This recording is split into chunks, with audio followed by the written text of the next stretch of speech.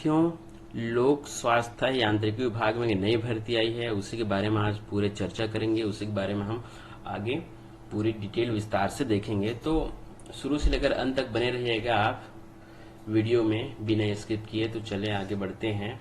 आप देख ही सकते हो सीजीओ एवं पीएचई रिक्रूटमेंट है ना, एग्जाम डेट से लेकर हर चीज आपको विस्तार से बताया जाएगा।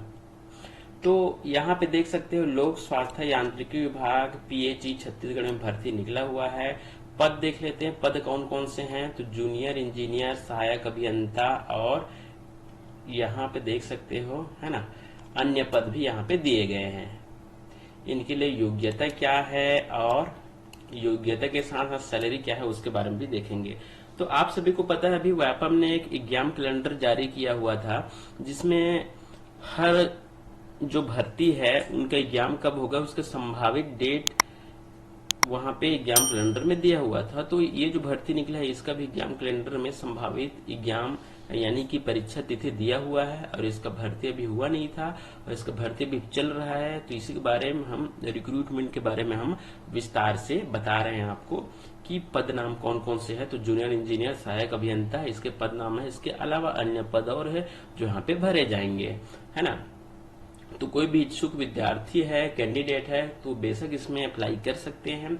कुल रिक्ति पद की बात करें तो कुल रिक्ति पद यहाँ पे दिया गया है 128। ठीक है, ये कुल रिक्त पद हैं जो 128 है ना। अब आवेदन की जो प्रक्रिया यानी कि एप्लीकेशन मोड क्या है, तो ऑनलाइन तरीके से आप अप्लाई कर सकते हैं, क्योंकि व्यापम पीएससी में ऑनलाइन तरीके से ही एप्लीकेशन फॉर्म भरा जाता है। तो ये एप्लीकेशन की जो मोड होगा वो ऑनलाइन तरीके से होगा। यहाँ पे देख सकते हैं व्यापम के माध्यम है। तो और नौकरी स्थान की बात करें तो छत्तीसगढ़ ही रहेगा, क्योंकि आप लोकल स्टेट छत्तीसगढ़ है। तो वहां पे आपको जो जॉब के पैलेस है वो दिया जाएगा। आगे बात करें कि चयन की प्रक्रिया के कौन सा आधार पे होगा, तो मेरिट के आधार पे यहाँ दिया गया है। ठीक है, मेरिट के आधार पे दिया गया है। आगे देखें महत्वपूर्ण तिथियां, इसमें आप विस्तार से मैं बताता हूं और आप ध्यान भी दीजिएगा विस्तार से। अगर थोड़ा से भी इस चीज से आप चूक गए तो फिर आपका फॉर्म भरना व्यर्थ हो जाएगा, इसलिए ध्यान से देखिए। ऑनलाइन आवेदन की प्रारंभ तिथि कब से है, तो देख सकते हो ये जो भर्ती निकला हुआ है 128 पदों पर, इसके आवेदन की प्रारंभ तिथि है 11 मार्च 2025 जी। 11 मार्च 2025 की इसका स्टार्टिंग डेट है, तथा अंतिम तिथि की बात करें तो 1 अप्रैल 2025 रखा गया है। ठीक है, 1 अप्रैल 2025 ये इसके लास्ट डेट है। और आवेदन में सुधार की तिथि की बात करें तो 2 अप्रैल से 4 अप्रैल 2025 आवेदन में सुधार की जो तिथि है वो रखा गया है, क्योंकि सभी लोग जानते हैं किसी न किसी प्रकार की गलती हो जाता है, तो उसमें सुधार करने के लिए एग्जैक्ट डेट रखा गया है 2 से 4 अप्रैल के बीच में आपको सुधार कर लेना है ना। 3 दिन आपको ये समय दिया गया है। फिर संभावित परीक्षा तिथि जो कि एग्जाम कैलेंडर में भी पहले से है, तो 27 अप्रैल का संभावित परीक्षा तिथि रखा गया है ना। तो इसके हिसाब से आपको तैयारी भी अच्छे से कर देना है ना। चले आगे बढ़ते हैं। तो आपका परीक्षा कितने समय से रहेगा, तो परीक्षा के टाइमिंग यहाँ पे दिया गया है सुबह 10 बजे से 12:15 तक, है ना। 10 बजे से लेकर 12:15 तक इसका समय एग्जाम का टाइमिंग दिया गया है। प्लस परीक्षा का केंद्र कहाँ कहाँ रहेगा, तो परीक्षा केंद्र आपके 5 संभाग मुख्यालय में रहेगा, जैसे कि रायपुर है, दुर्ग है, बिलासपुर, अंबिकापुर, जगदलपुर। ये 5 आपके संभाग मुख्यालय है छत्तीसगढ़ में, जहाँ पे यहाँ आपको परीक्षा केंद्र दिया जाएगा, है ना। जो आपका संभाग पढ़ते हैं वहां पे आप ये परीक्षा केंद्र को सिलेक्ट कर सकते हैं। अगर जगदलपुर से हैं तो बेशक आप जगदलपुर सिलेक्ट कर सकते हैं, और सरगुजा संभाग से हैं तो अंबिकापुर सिलेक्ट करें, बस्तर से हैं तो जगदलपुर। देन अगर मध्य के हैं, छत्तीसगढ़ के मध्य प्रांत के, तो रायपुर, दुर्ग, बिलासपुर आपके लिए सुटेबल ऑप्शन में से एक है। आगे बात करते हैं कौन कौन से पद में कितने कितने यहाँ पद की संख्या है। तो यहाँ देख सकते हो सहायक अभियंता सिविल के लिए यहाँ पे 118 पद रखा गया है, तथा सहायक अभियंता विद्युत मैकेनिकल के लिए 10 पद रखा गया है। ठीक है, तो जो आपके लिए सुटेबल हो आप बेशक उसमें अप्लाई कर सकते हैं। आपके पास जिसकी भी डिग्री हो उसमें आप अप्लाई कर सकते हैं। आगे बात करें, इसमें तो कुल टोटल पद 128 है, जो कि मैंने पूर्व में भी आपको बता दिया है ना। और इसके लिए आवेदन शुल्क कितना लगेगा, तो समान ओबीसी और एसटी, एससी, ईडब्ल्यूएस के लिए किसी प्रकार का फीस नहीं रखा गया। आप सभी को पता है फीस यहाँ पे ये शुल्क फ्री रखा गया है व्यापम पीएससी में, तो इसलिए यहाँ पर भी किसी प्रकार का शुल्क की डिमांड आप लोगों से नहीं किया जा रहा है।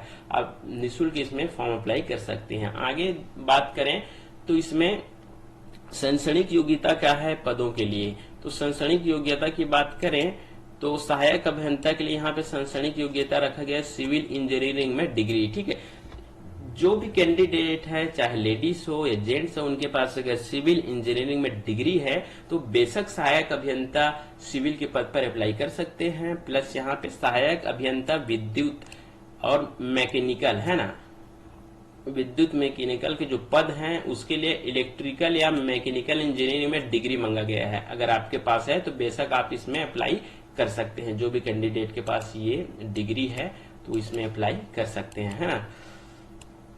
तो यहाँ पे डबल ऑप्शन दिया गया है विद्युत मैकेनिकल सहायक अभियंता के लिए। आगे बात करें सैलरी कितना है भाई, तो हर किसी कैंडिडेट को एक आशा रहता है कि इसमें कितनी सैलरी है, तो यहाँ पे सैलरी भी अनुमानित वेतन बताया गया है, लेकिन आप सभी के लोगों को पता होगा कि इंजीनियर को काफी अच्छी खासी सैलरी पैकेज दिया जाता है ना।